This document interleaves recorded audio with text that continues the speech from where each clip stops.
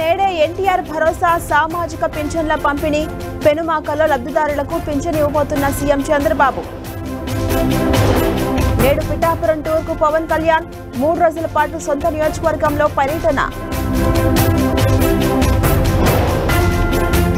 నేడు పోలవరంలో విదేశీ నిపుణుల పర్యటన, డయాఫ్రమ్ వాల్పై సమగ్ర అధ్యయనం. తెలంగాణలో విద్యుత్ ప్రైవేటీకరణకు కుట్ర, రేవంత్ సర్కార్పై జగదీష్ రెడ్డి ఫైర్. ఏపీలో నేడే టెట్ నోటిఫికేషన్, రేపటి నుంచి దరఖాస్తుల స్వీకరణ.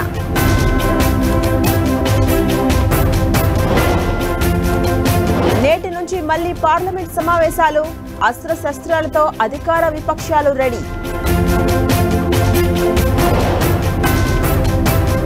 నేడు కవిత బెయిల్పై ఢిల్లీ హైకోర్టు తీర్పు, మధ్యాహ్నం వెల్లడించనున్న న్యాయమూర్తి.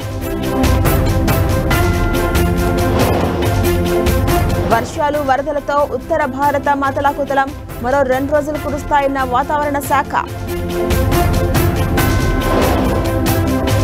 అసోంలో వరదలతో 34కు పెరిగిన మృతులు, సురక్షిత ప్రాంతాలకు వేలాది మంది తరలింపు.